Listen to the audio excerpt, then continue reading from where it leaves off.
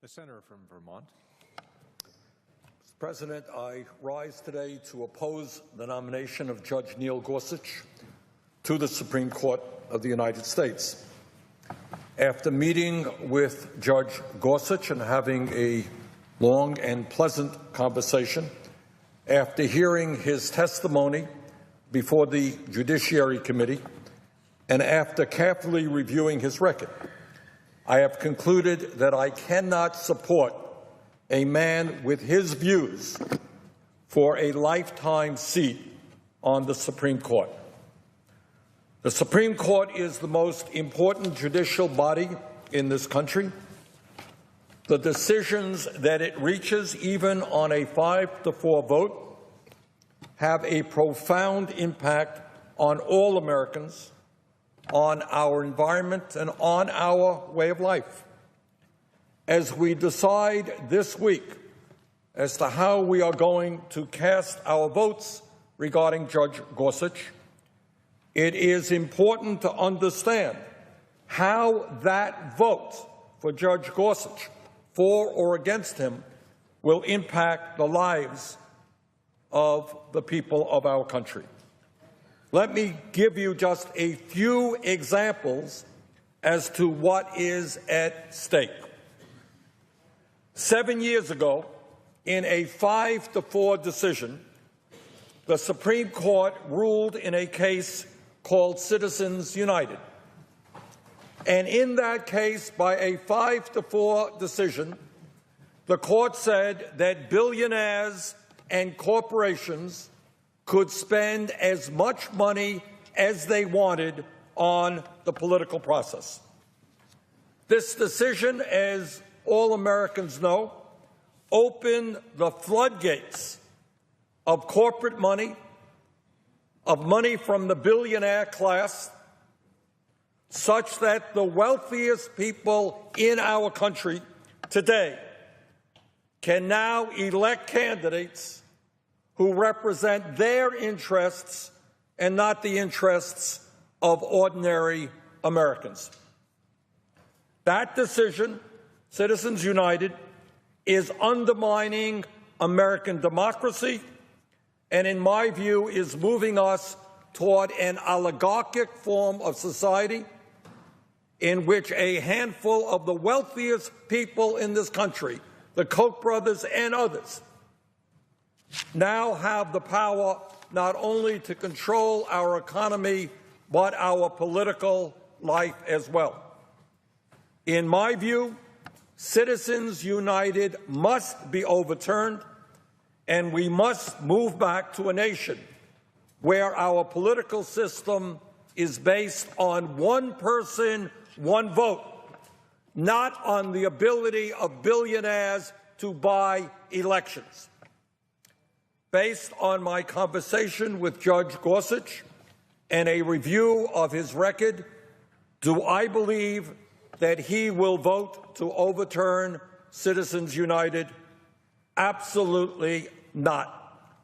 Further, I suspect that he will vote to undermine our democracy even further by supporting the elimination of all restrictions on campaign finance, something which the Republican leadership in this body wants.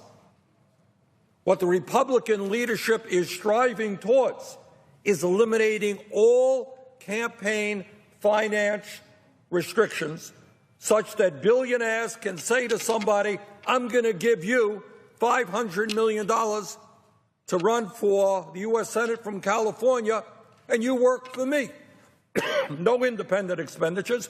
I will select your campaign manager, your speechwriter, your media advisor, your pollster. You are my employee. That is what Republican leadership here wants. They want to undermine all campaign finance laws that on campaign finance, and I believe that Judge Gorsuch will move this country in that way, a more and more undemocratic way.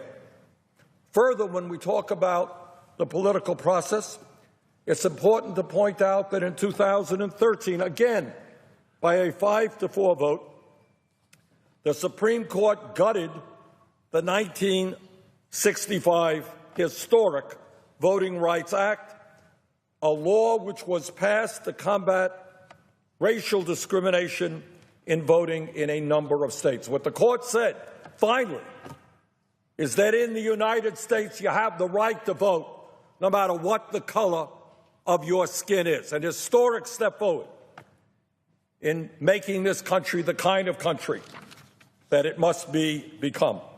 Well, as a result of that 5-4 Supreme Court decision in 2013 gutting the Voting Rights Act, literally days after, we had Republican governors and Republican legislatures all over this country under the guise of fighting voter fraud, passing laws intentionally, everybody knows this, intentionally designed to make it harder for people of color, for poor people, for young people, for older people to vote in elections. In America in the year 2017, it is not too much to ask that all of our people who are eligible to vote be able to vote without harassment, without roadblocks, without barriers being placed in front of them. I know it is a radical idea, Mr. President, but it's called democracy. It's called democracy. It says that if you are eligible to vote, we want you to vote. We want you to participate.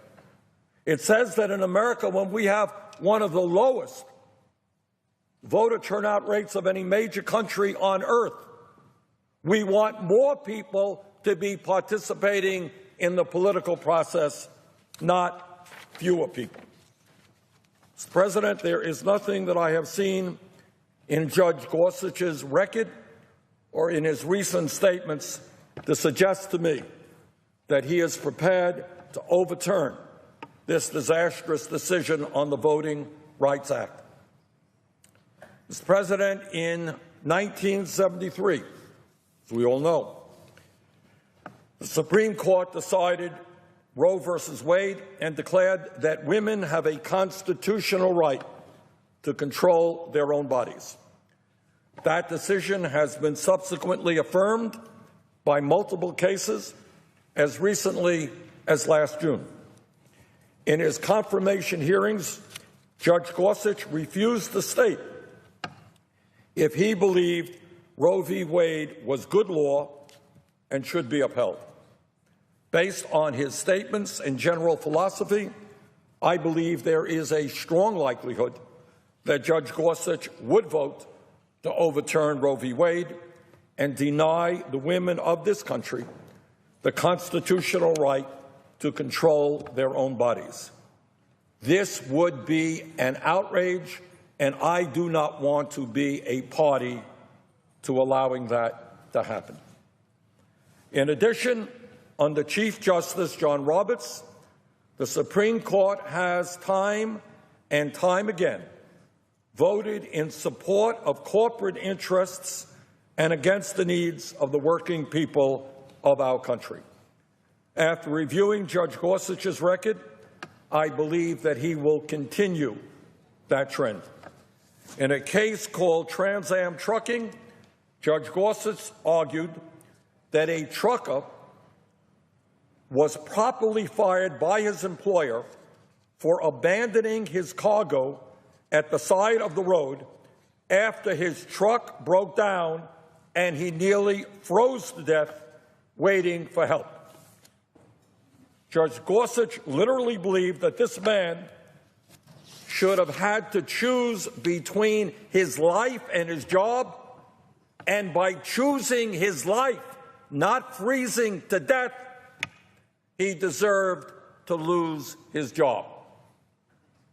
In another case, Judge Gorsuch ruled that a university was correct to fire a professor battling cancer rather than grant her request to extend her sick leave.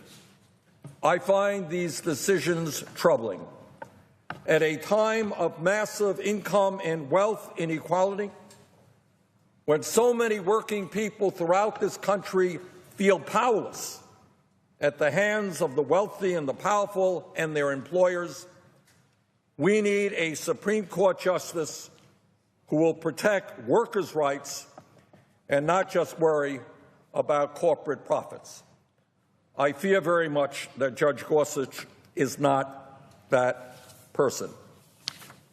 Mr. President, I listened carefully to what my friend, Senator Cornyn of Texas, had to say about this entire process. And I have to say that in his remarks there was a whole lot of obfuscation, because there is a simple reality that we are going to have to deal with here in the Senate this week. Everybody knows, and Senator Cornyn made the point, that under Harry Reid, former Democratic leader, the rules, in fact, were changed.